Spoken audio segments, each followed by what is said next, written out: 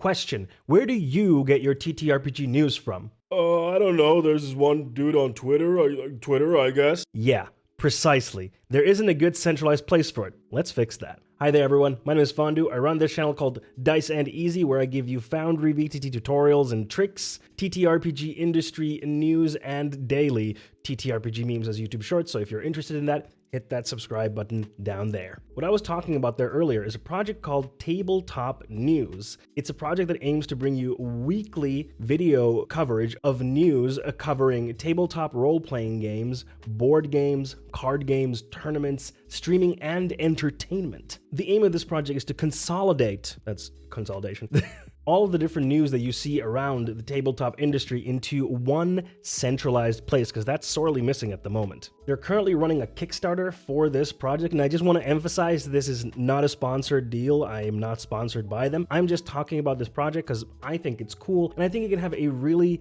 big positive impact on the industry as a whole. And there was one particular thing that really convinced me about this project, which I'll talk about later in this video. Tabletop News says that the community is key to them, which is why they decided to go with the crowdfunding route through Kickstarter so that they can remain independent and so that the show doesn't become a corporatized production that loses its human spark, which I think is a really admirable thing to do in today's world. But let's talk about who is behind Tabletop News, the show. The team is a group of tabletop nerds who've been playing tabletop role-playing games since the days of THACO, back in the olden days. But of course, they're not just random people. They have years of professional experience in the tabletop space as content creators, writers, professional GMs, and convention staff, working for companies such as Critical Role, Dimension 20, Paizo, and Roll20, to name some. And the hosts of the new show are Becca Scott, Carlos Luna, Michelle Nguyen Bradley, Xander Jeanneret, Katie Wilson, Serena Marie, and Nathan Andrasek. The team behind this is a small, independent, passionate team that are trying to make this happen through Kickstarter. They're not some big corporation that already has a huge backing. But okay, let me talk about what convinced me to back this project. I was going through their Kickstarter page on my live stream, twitch.tv/diceandeasy if you want to see that, link down there. And I was immediately intrigued because I agree, there isn't a good centralized place for all of the tabletop related news that is happening around the world and around the various parts of the industry, board game, card game, tabletop role-playing game, etc. Like sure, there are places like Polygon,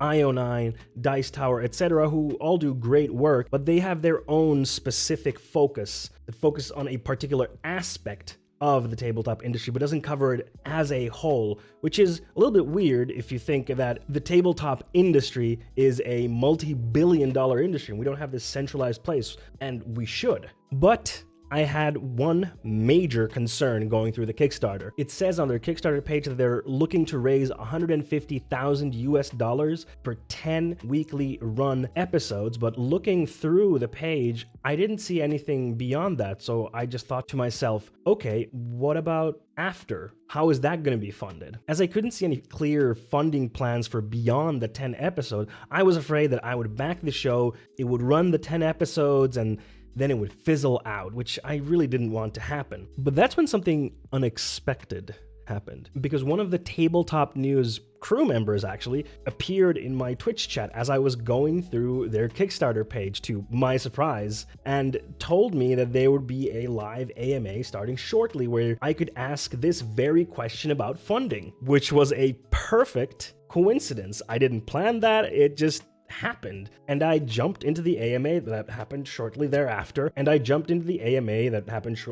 where their executive producer, Adam Rady, was answering questions. So I asked, how would they secure funding beyond the Kickstarter project? And I waited in anticipation. Adam was talking about the project, answering some questions, and then he came to my question with a surprising amount of honesty and transparency. He told me, and everyone, of course, watching the stream, that beyond the Kickstarter, Tabletop News will be funded by sponsorships. with companies, publishers, and individuals that align with the values of tabletop news, community being a key value for them. He was also quick to point out that none of the sponsors would have control over their content, messaging, or coverage, which is a very good thing. I also appreciate that he explained why didn't they just go to sponsors immediately, and that is because sponsors need for you to have data to show that you have viewership, and of course they don't have that yet. So that's why they're doing the Kickstarter first, and then during this time and then in the future they're going to look for sponsors to show that they have a viewership, which makes perfect sense.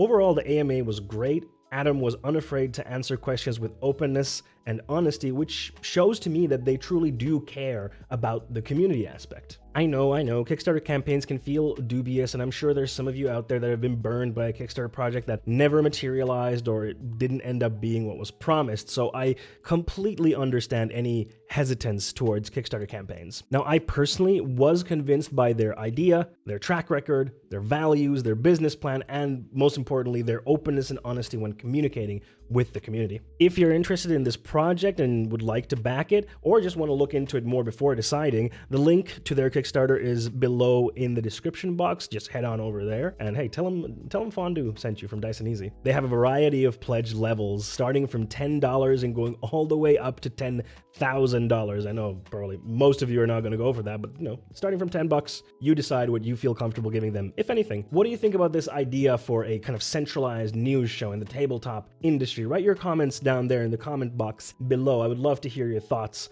on this, and if you enjoyed this video and found it useful, please hit the subscribe and like button while you are down there. I am trying to grow my channel. This is a passion project of mine, and I want to see it grow and become big. And as I mentioned before, I stream every Monday and Wednesday at 6 p.m. Eastern European Standard Time on twitch.tv/diceandeasy. You can find a link also in the description box below. And on the screen right now, you're going to see a different video of mine, which you should definitely check out because it is a banger, if I do say so myself. All right, thank you very much for watching, and I hope you have a great rest of your day. Bye-bye.